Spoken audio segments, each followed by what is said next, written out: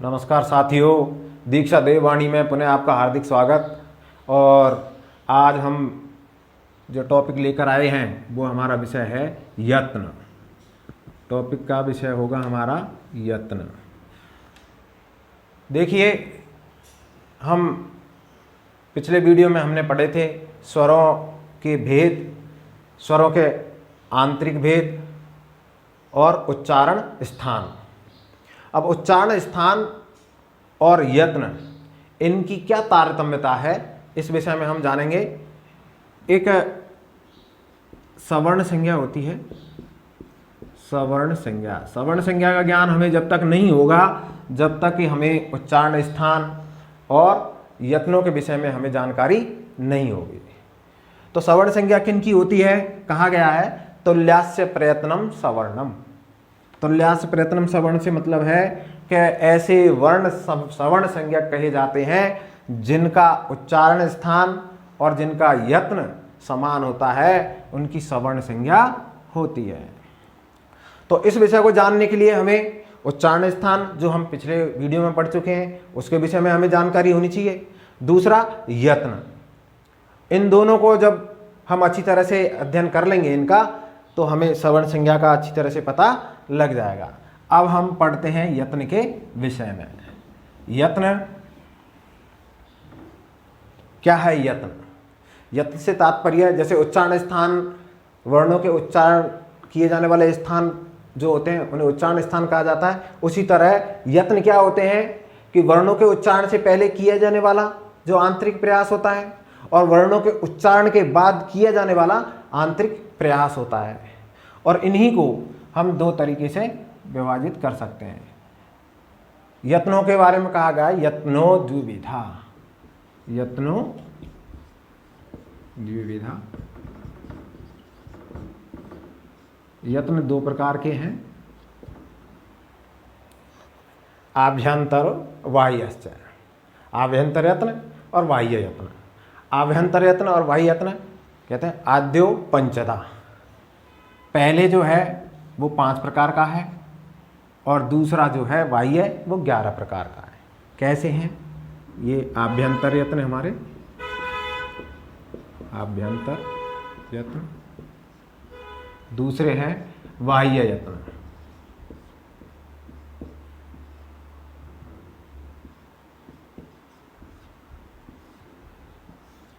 आभ्यंतर यत्न 5 प्रकार का होता है, बाह्य यत्न 11 प्रकार का होता है। तो आभ्यंतर यत्न, जिसे आद्य पंचदा जो कहा गया है, ये 5 प्रकार के कौन कौन से हैं, इनको देखते हैं। पहला है स्पृष्ट, दूसरा ईषद स्पृष्ट, तीसरा ईषद विवृत, चौथा विवृत और 5वां है हमारा संवृत। एक बार पुनः देखिए। पहला स्पृष्ट, दूसरा ईषद स्पृष्ट, तीसरा ईषद विवृत, चौथा विवृत और 5वां संवृत। ये 5 हमारे आभ्यंतर यत्न हैं। अब इन 5 में कौन कौन से वर्ण आते हैं कि स्पष्ट स्पर्शानाम। स्पर्शानाम। स्पृष्ट जो आभ्यंतर यत्न है, इसके अंदर स्पर्श व्यंजन आते हैं। और स्पर्श व्यंजन कौन से हैं हम पहले पढ़ चुके हैं। कैसे लेकर मैं, कू चू टू तू पू, 5 वर्गों के 5 वर्ण, 25 जो वर्ण होते हैं, का दो मा अवसाना, कैसे लेकर मैं पर्यंत जो 25 जो हमारे वर्ण हैं वो किस में आते हैं? स्पष्ट आभ्यंतर यत्न में आते हैं। स्पष्ट हो गया। अब दूसरा आता है ईषद स्पष्ट। ईषद स्पष्ट अंतस्था नाम। अंतस्था नाम। स्पर्श व्यंजन में तो कैसे और मैं पर्यंत के व्यंजन वर्ण आ जाते हैं। और अंतस्थ में पता है य व रे और ले, ये आएंगे ईसद इस पृष्ठ में। ईसद विवृत तीसरे नंबर का है, उसमें आते हैं ऊष्माणाम। ऊष्म में जो व्यंजन है हमारे श है, ये आ जाएंगे ईसद विवृत में। श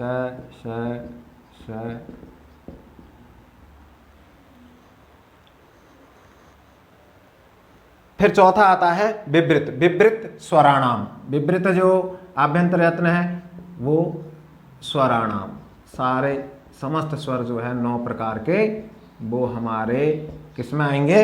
विवृत आभ्यंतर यत्न में आएंगे। और फिर अंतिम 5वां वो है हमारा संवृत।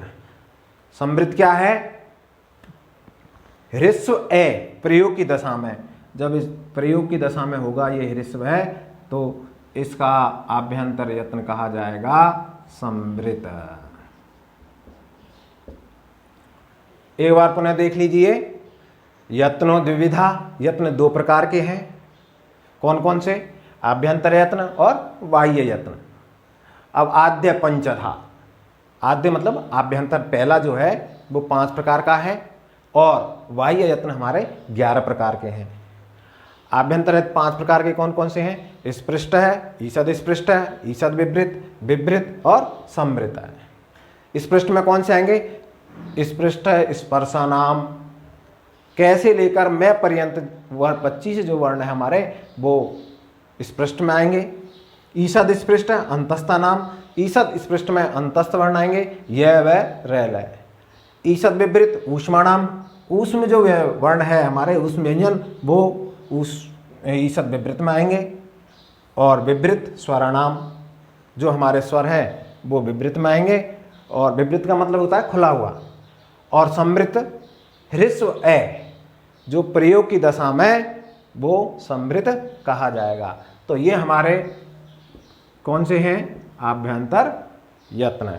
5 प्रकार के आभ्यंतर यत्न हैं। और ये आभ्यंतर यत्न होते क्या है? मैं पहले बोल चुका हूं कि जब वर्णों का उच्चारण करते हैं तो वर्णों के उच्चारण से पहले किए जाने वाला जो आंतरिक प्रयास है, कौन सा?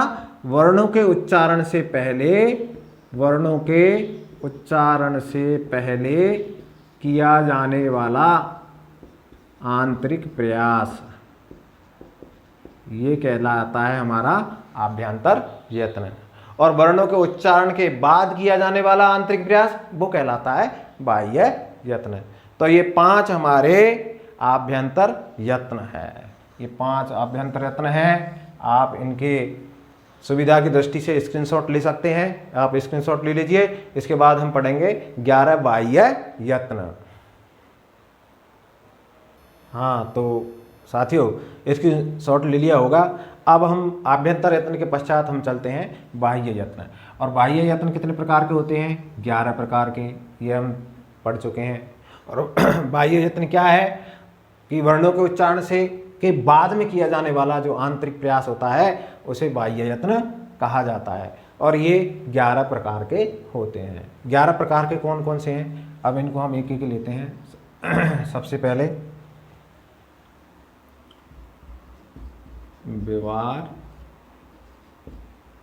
श्वास और अघोष। पहले हम इन 3 को लेते हैं, 1, 2 और ये 3। व्यवहार, श्वास और अघोष, इनके अंदर कौन कौन से वर्ण आते हैं? खरो, व्यवहारा, श्वासा, अघोषश्च।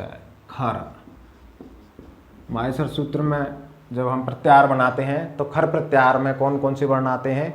खर प्रत्याहार के वर्ण जो है वो व्यवहार, श्वास और अघोष बाह्य यत्न के अंतर्गत आते हैं। कौन कौन से वर्ण आते हैं खर में? पहला, दूसरा वर्ण और श। कौन सा? प्रत्येक वर्ग का प्रथम, द्वितीय और श और स, ये आते हैं हमारे व्यवहार, श्वास और अघोष। अब ध्यान रखने की बात यह है, इसको इस तरीके से याद रखें, खरो, व्यवहारा, श्वासा, अघोषाश्च, तो हम भूलेंगे नहीं। खर प्रत्याहार के अंतर्गत प्रत्येक वर्ग का प्रथम और द्वितीय, कै वर्ग का कैख है, चैछ है, तैथ है, टैठ है, पैफ है, तो पहला दूसरा वर्ण और श ये खर प्रत्याहार के अंतर्गत आते हैं। और ये जो वर्ण है ये विवार, श्वास और अघोष इन 3 बाह्य यत्नों के अंतर्गत आते हैं। फिर आते हमारे चौथा, 5वां और 6ठा। इसमें आता है संवाद, नाद और घोष। संवाद, नाद और घोष है। तो विवार, श्वास और अघोष इसमें खर प्रत्याहार के वर्ण आते हैं, जिसमें पहला, दूसरा और श वर्ण हमारे आ जाते हैं। इसके बाद आते हैं चौथा, 5वां, 6ठा, 3 हमारे संवाद, नाद और घोष। इन बाह्य जो यत्न है इसमें कौन कौन से वर्ण आते हैं? हस प्रत्याहार के वर्ण। हस प्रत्याहार के वर्ण में क्या आता है? हस है, संवार, नादा, घोष है। हस प्रत्याहार में कौन कौन से वर्ण आते हैं? तीसरा, चौथा, 5वां, अंतस्थ और है। कौन कौन से? तीसरा, चौथा, 5वां, अंतस्थ और है। अंतस्थ में आ जाएंगे हमारे य, व, र और ल। ये हमारे संवाद, नाद और घोष इन 3 बाह्य यत्नों में आ जाते हैं। तो 6 इन बाह्य आभ्यंतरों के बाद अपने 7 नंबर पर आता है अल्प प्राण। अल्प प्राण में क्या आता है? वर्गाणाम प्रथम, तृतीय, पंचम और यणश्च। प्रत्येक वर्ग का पहला, तीसरा, 5वां वर्ण और यण। यण में य, व, र, ल। ये हमारे आ जाते हैं अल्प प्राण में। और महाप्राण में वर्गाणाम द्वितीय, चतुर्थ और शलश्च। प्रत्येक वर्ग का दूसरा वर्ण, चौथा वर्ण और सल प्रत्याहार में श आते हैं। ये आ जाते हैं हमारे महाप्राण में। तो ये हमारे हो गए 8 बाह्य यत्न और 3 हमारे जो बाह्य यत्न में उदात्त, अनुदात्त और स्वरित है। उदात्त कहते हैं उच्चैर उदात्त है, जिनका उच्चारण स्थान से ऊपर से होता है। नीचे अनुदात्त है, जिनका उच्चारण स्थान से नीचे से उच्चारण होता है। और समाहार स्वरित है, जिनका मध्य स्थान से जिनका उच्चारण स्थान किया जाता है। इस प्रकार हमारे 11 यत्न बाह्य यत्न हो जाते हैं। तो यत्न द्विविधा, आभ्यंतर यत्न और बाह्य यत्न। आभ्यंतर 5 प्रकार का और बाह्य 11 प्रकार का।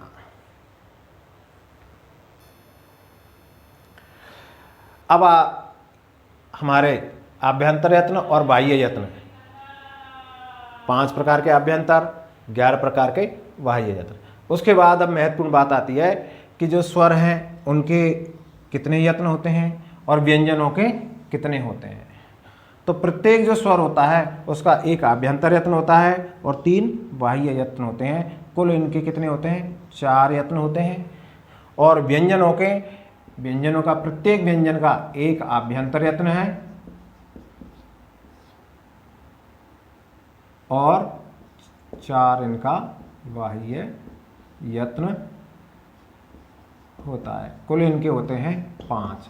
तो ध्यान देने का विषय ये है कि यत्नों में स्वरों के कुल कितने यत्न होते हैं और व्यंजनों के। तो प्रत्येक स्वर का एक आभ्यंतर यत्न होगा और 3 बाह्य यत्न होंगे और प्रत्येक व्यंजन का एक आभ्यंतर यत्न होगा और 4 बाह्य यत्न होंगे। तो इनके 4 कुल होंगे स्वरों के और व्यंजनों के हो गए 5। तो साथियों, हमारा यत्न वाला जो टॉपिक है वो पूर्ण हुआ और आप अब तक जो पढ़ाए गए स्वरों के भेद से लेकर वर्णमाला, पाणनीय वर्णमाला और उच्चारण स्थान और यत्न, यहाँ तक का जो अध्ययन हमने किया है उसको आप लोगों ने अच्छी तरह से कर लिया होगा। अगले वीडियो में हम यहाँ तक का जो टॉपिक पढ़ा है उससे संबंधित महत्वपूर्ण प्रश्नों के साथ पुनः लौटेंगे। जब तक के लिए धन्यवाद, नमस्कार।